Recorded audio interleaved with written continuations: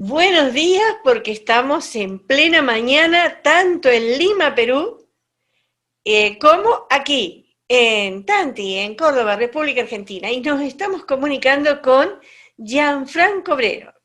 Gianfranco Brero tiene una misión importante el día de hoy. Tiene la misión de contarnos quién fue el maestro Nancai Norbu, y no quiero decir mal su nombre, cuya denominación lleva una calle del Durazno, donde está situado el Taller Sur, que fue fundado por el maestro Nancai Norbu. Entonces hemos recurrido a ti, Gianfranco, que sabes mucho sobre quién fue el maestro, porque lo has vivido, has tenido esa suerte. ¿Nos puedes contar? Bueno, Mariel, antes que nada, muchas gracias por invitarme a esta entrevista y maravilloso poder estar comunicados virtualmente desde dos sitios absolutamente diferentes y poder estar conversando como lo estamos haciendo en este momento. Gracias a vos. Yo conocí al maestro Norbu, a Namkhai Norbu. Norbu es su nombre, Namkhai es su apellido, pero en realidad Namkhai Norbu se escribe al revés, o sea, se pone primero el apellido y después el nombre. Namkhai Norbu quiere decir joya del espacio. Namkhai es el espacio y Norbu es joya. Y ese nombre, curiosamente, no es un nombre monástico, no es un nombre que se le puso, sino es el nombre que le puso su madre. Lo llamó joya del espacio desde su nacimiento. Para Y ella nació en era una joya. circunstancias, no solo para ella, nació en circunstancias muy particulares. El embarazo de la mamá de nuestro maestro fue anunciado de alguna manera, o sea, ella tuvo visiones donde se anunciaba su venida. Y él nació un 8 de diciembre de 1938 en Derge, en Tíbet. Y el día que nació, que era prácticamente el invierno, en la puerta de su casa había un rosal que floreció ese día. Rarísimo. Era una señal de que había un ser especial que había nacido. Y este ser especial, como él mismo decía, yo no sé si soy la reencarnación de alguien, no lo puedo saber. Yo soy Norbu, decía él.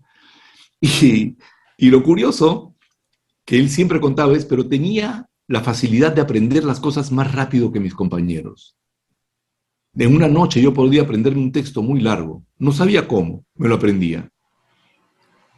Y además tenía sueños muy particulares. Y durante toda su vida, desde los 8 años hasta poco antes de morir, escribía sus sueños, porque en los sueños venían enseñanzas y aprendizajes directos. Eso suena un poco raro cuando uno dice, ¿cómo puede venir una enseñanza por un sueño?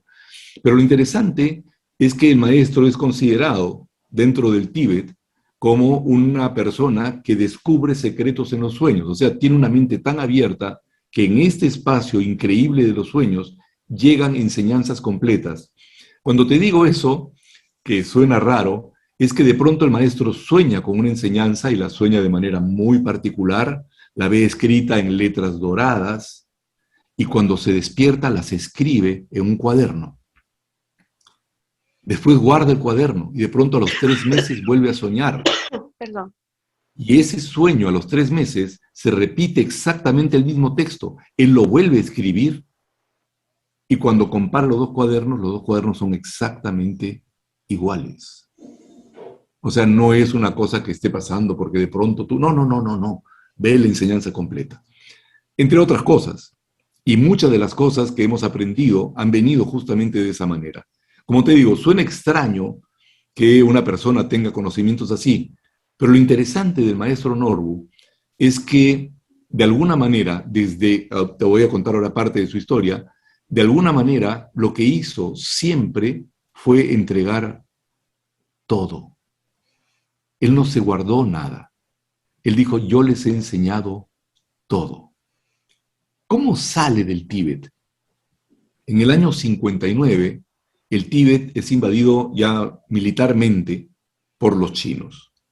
O sea, el año 49, con la Revolución China, Los chinos entran al Tíbet reclamando el territorio, pero estaban ahí. El año 59 entran militarmente y hubo muchas muertes. El Dalai Lama huyó, etcétera, ¿no? Y Norbu tuvo un sueño que le advertía el peligro y salió del Tíbet, se escapó antes de que sucedieran las cosas por el sueño. Llegó a Sikkim, en el noreste de la India, y ahí se quedó. Quiso regresar muchas veces, pero sabía que no podía. Y estando allá, apareció un profesor, Giuseppe Tucci, de un profesor del Ismeo de Italia, que sabía que él era un especialista en idiomas y además que era una reencarnación de un lama importante. Y entonces lo invitó a Italia. Y es así que él sale del Oriente y se va a vivir a Italia, aproximadamente en el año 60, 61, no estoy muy seguro de eso. Unos años más tarde, 20 años después, siendo profesor universitario, se reúne con unos alumnos y tiene el inicio de lo que se llama la comunidad Dzogchen. Creo que es en el año 81, pero no estoy muy seguro de eso. Y ahí comienza todo un movimiento donde el maestro comienza a transmitir no solo las enseñanzas relacionadas a esta práctica específica, esta práctica interna específica que es el Dzogchen, que es una práctica en realidad que atraviesa inclusive las barreras de la religión, del budismo, va más allá. En general, todas las enseñanzas tienen como base el Dzogchen. Y lo que hace es poco a poco ir expandiendo esto y llega a diferentes territorios. Llega a Argentina. Perdón, Llega a Argentina. Perdóname. Antes que, ya estamos entrando en Argentina, entonces, Sí. antes de eso, cuando dices que la mayoría de las religiones tienen, digamos, una base en Sí. Dzogchen, ¿es por la búsqueda de la perfección? ¿A eso te refieres? En cuanto La esencia de cualquier trabajo espiritual es reconocer nuestra propia mente y reconocer lo que se llama la naturaleza de la mente. Esto es una diferencia un poco complicada, pero te lo explico de una manera muy simple que el maestro la usó muchas veces. Cuando tú ves un espejo, en el espejo te reflejas. Es normal, ¿no es cierto? Claro, claro. ¿Y por qué te reflejas? Porque el espejo tiene esas cualidades, las cualidades de reflejar. Pero en el fondo, el espejo es vacío. Tú le tienes que colocar algo delante para que se refleje. Así es. Esa es la diferencia entre la mente y la naturaleza de la mente. La mente son los reflejos, digamos, los pensamientos, las ideas, las percepciones. Y la naturaleza de la mente es aquello que permite que eso suceda. Bien. No sé si es claro lo que te estoy contando. Sí, hay que procesarlo. Y ahora vamos a hacer una cosa así en este mismo proceso. ¿Qué pasa si ahora ves lo que está sucediendo y lo ves como si estuviera sucediendo en un espejo? Y hay Es muchos extraño, cambios. ¿verdad? Hay muchos cambios ahí, ¿eh? Claro, hay cambios, ¿te das cuenta? Claro. Y esos cambios hacen que te des cuenta que hay una conciencia que puede mirar lo que está sucediendo. Exactamente. Y todas las Sé que prácticas estoy espirituales, mirando. estoy hablando de prácticas espirituales, no religión como dogma, sino prácticas espirituales. Sé que estoy Tienen mirando. eso. Te estoy mirando. Y sé que lo estoy haciendo. Esa es una conciencia que me Esa es una permite conciencia. valorar el momento si me detengo a valorarlo. A mí me llamó mucho la atención algo que te escuché decir en otros medios, esto de que la presencia, sentirnos presentes, pero no nos sentimos presentes fácilmente. A veces estamos en una situación y es como que no estamos, no somos parte, aunque nuestro cuerpo está ahí, ¿no? Pero nuestra mente se fue con un pensamiento y se queda pegada al pensamiento. Exacto. Entonces, cuando tú dices valoramos, ya estás poniendo una condición de juicio. El proceso de la meditación en sí es un proceso contemplativo, no tiene juicio. Sencillamente mira las cosas como son. Entonces, ese principio Es el principio que está en la base de cualquier religión, no importa cuál. Sí, Eso es lo sí, más maravilloso. O sea, te puedes encontrar con así un es. chamán, te puedes encontrar con un musulmán, te puedes encontrar con un judío o cualquiera que haga una práctica interna y vas a ir exactamente a lo mismo. ¿Sí? Bueno, O sea, esto trasciende las épocas, trasciende no, todo. no, hay libros cristianos de oración profunda, de meditación, que definen esto, ¿no? Esto de alejarse totalmente del prejuicio, ¿no? Por ejemplo, el Sí. proceso contemplativo, o sea, cuando tú te encuentras los santos, ¿qué te digo? No sé, pues, San Juan de la Cruz, Ujú. San Juan de la Cruz y la poesía de San Juan de la Cruz, cuando te pones a leer, ¿de qué está hablando San Juan de la Cruz? Está hablando de una experiencia de este tipo, un no sé qué que queda balbuciendo. ¿De qué habla? ¿De De qué? lo inefable, de lo que no se puede contar, de lo que sucede más allá del juicio.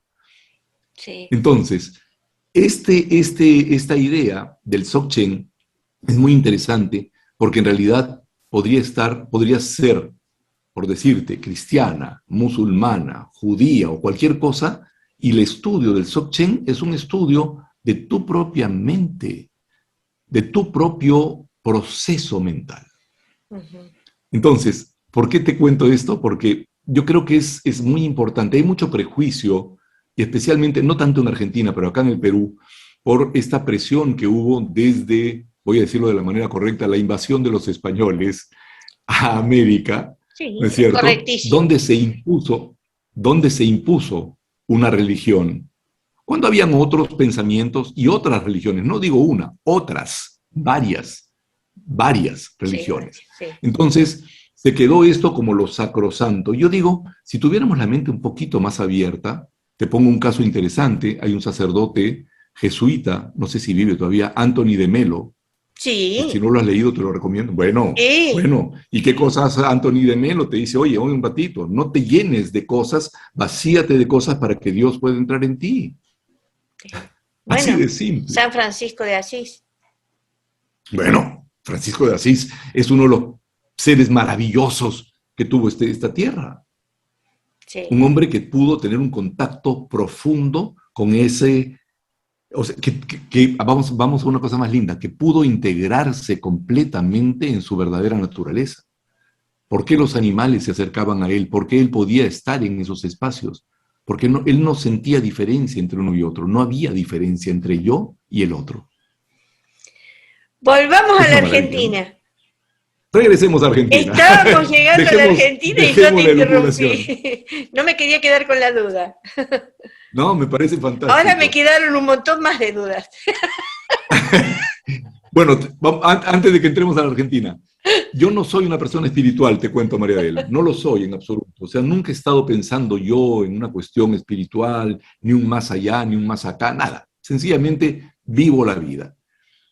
Y esto es muy interesante porque la sensación, y por eso probablemente te hice mención a la religión católica, de lo que yo estudié en el colegio, que es el único sitio donde de alguna manera me presionaron por tener una idea específica, Ujú. lo único que me dijeron es, cree.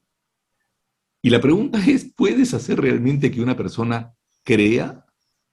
La persona o cree o no cree, pero no la puedes obligar a creer.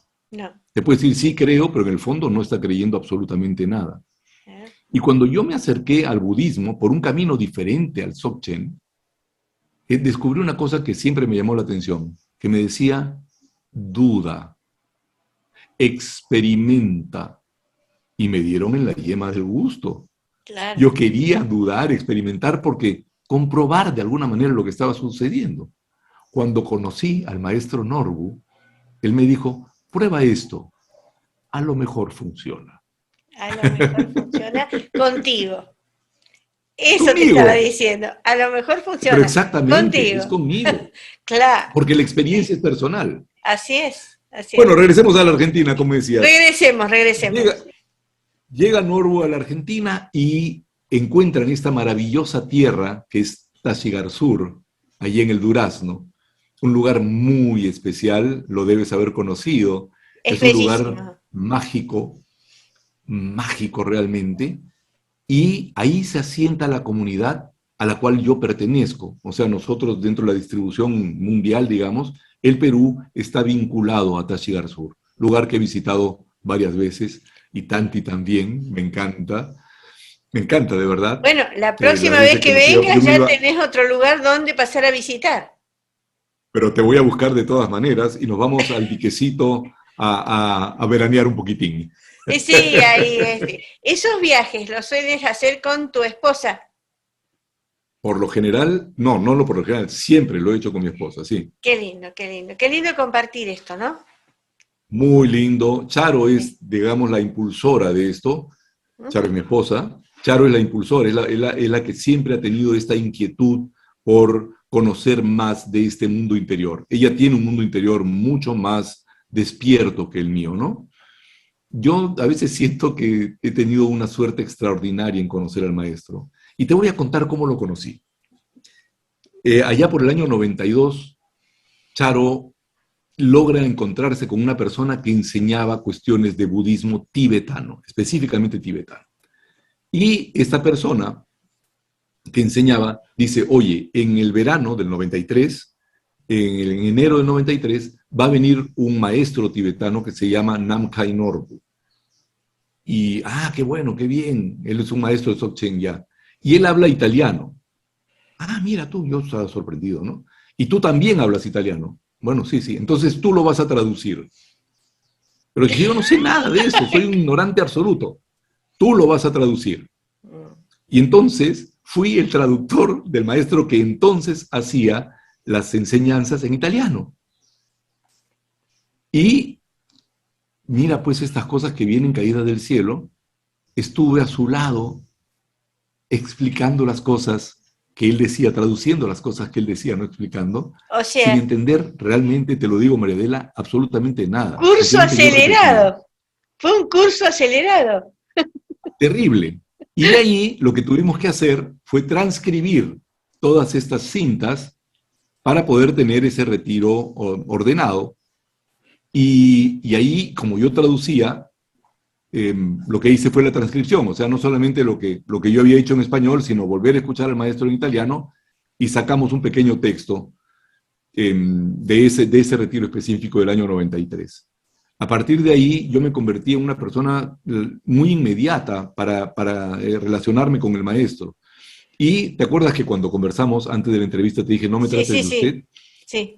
Una vez estábamos con el maestro acá en Lima y yo lo trataba de usted en italiano. Usted en italiano se dice lei, que es el pronombre que se utiliza tanto para la forma respetuosa como para la parte femenina. O sea, cuando yo digo lei, es usted, o sí, pues sería un usted, pero femenino.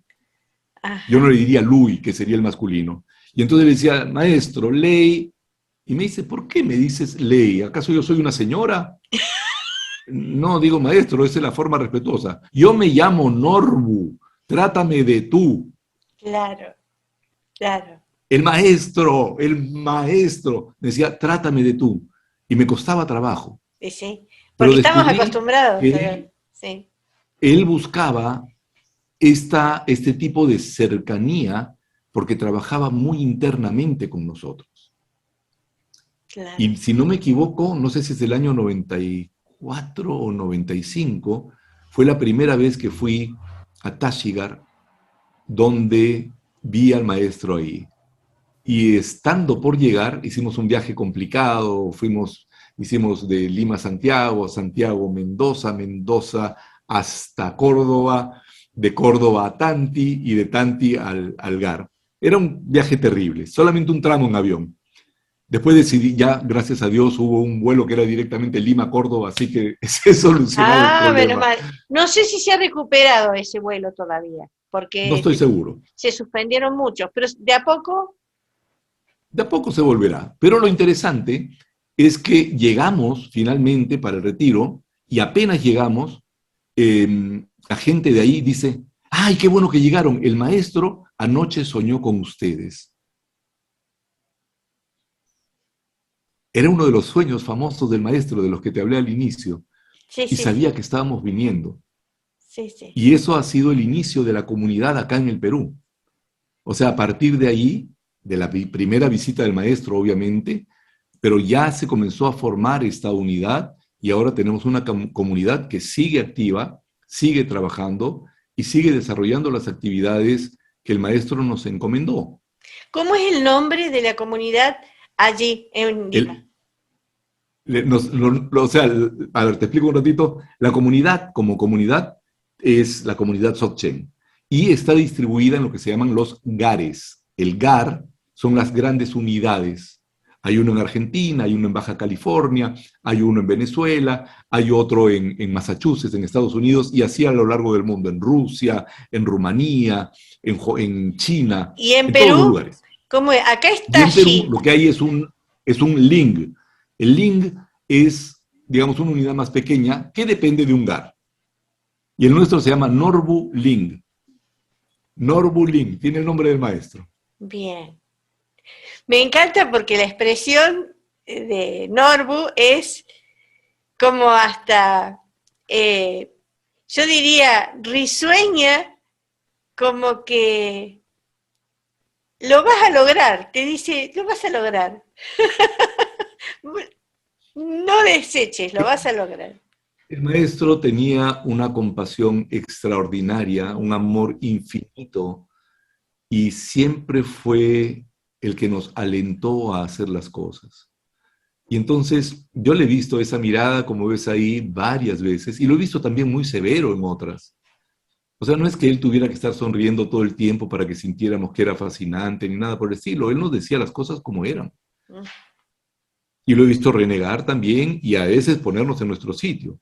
Pero una vez que nos ponía en nuestro sitio, su ánimo siempre estaba calmo y seguíamos andando. Está bien. Era maravilloso, maravilloso estar con él. Te lo juro, es una pena que haya partido, pero lo maravilloso es que él está siempre con nosotros. Recuérdanos Siempre. cuántos años tenía cuando falleció hace ya 3 años.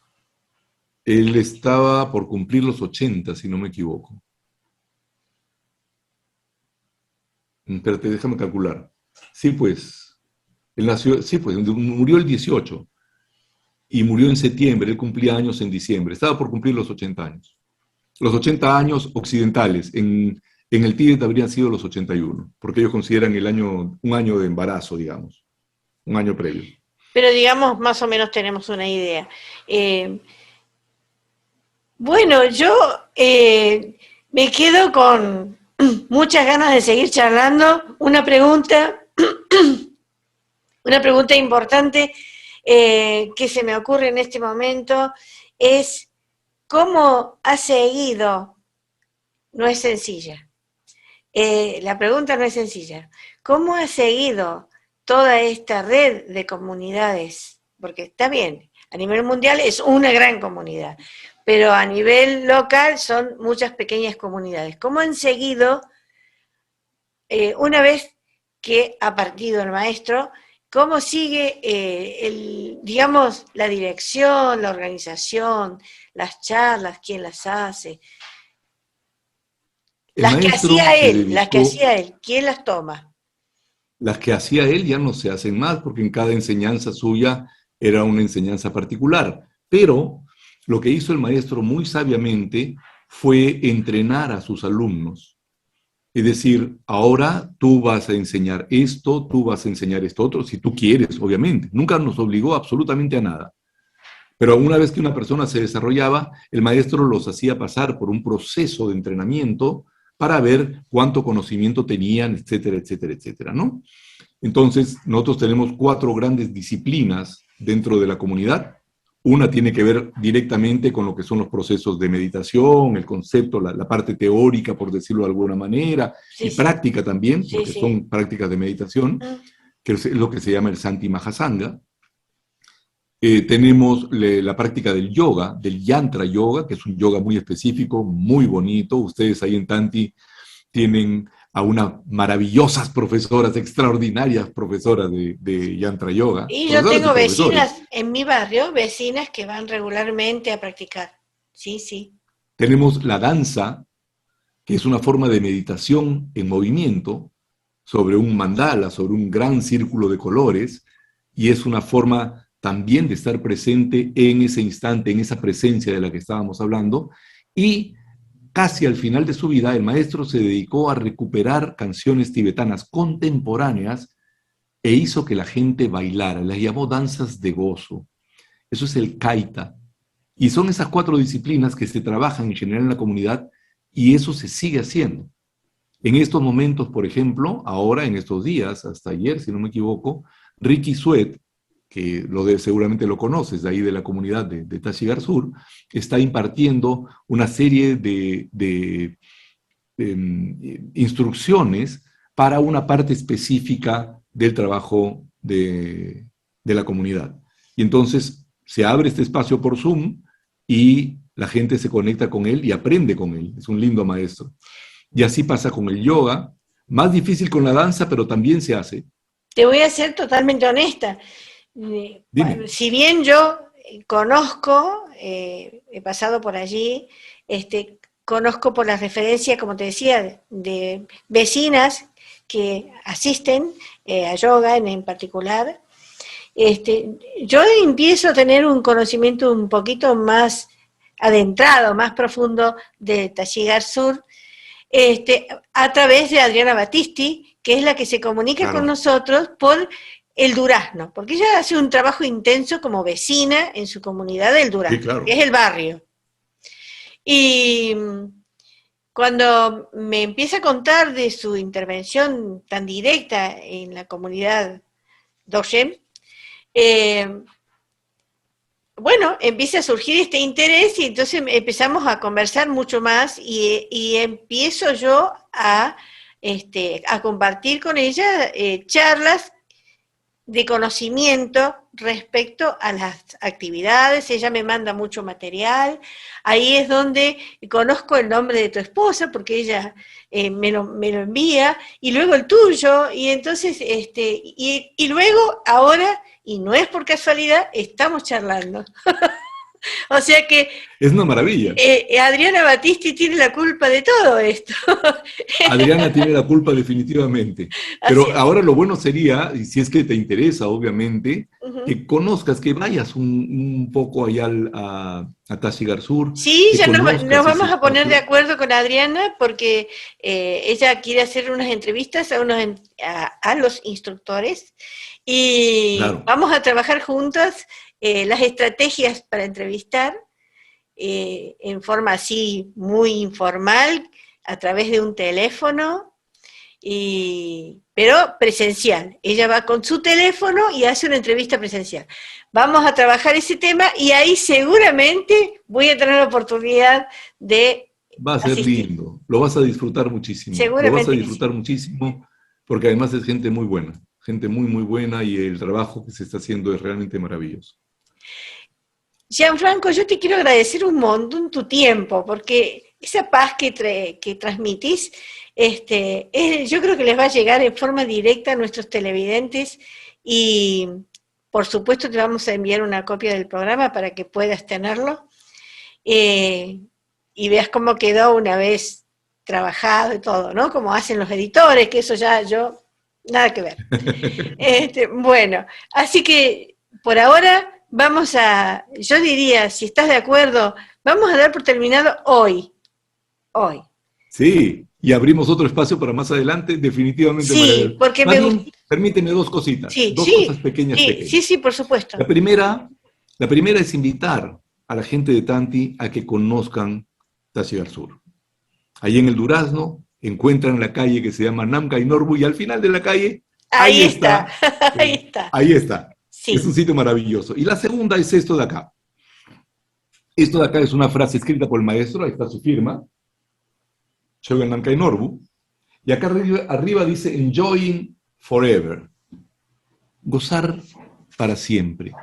Sí. Y este es un concepto que probablemente no conozcamos mucho. ¿Cómo se va a gozar en esta vida de sufrimiento? Él decía, no, estamos en esta vida para gozar.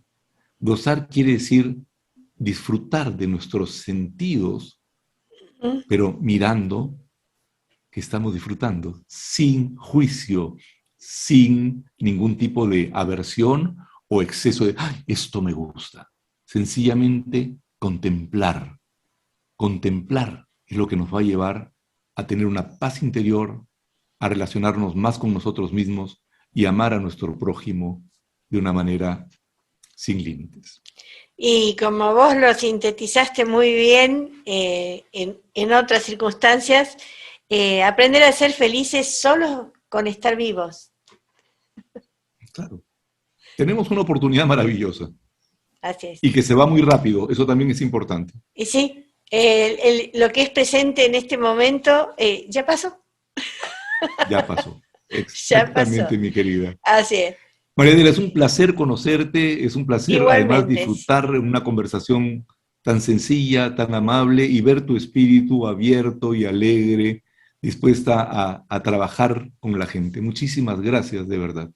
No, gracias a vos. Un saludo muy grande a tu esposa, que ya seguramente voy a tener la oportunidad de charlar con ella en otra oportunidad, así como contigo. Y nos estamos encontrando Nos vemos en cualquier momentito, en querida. cualquier momento. Gracias.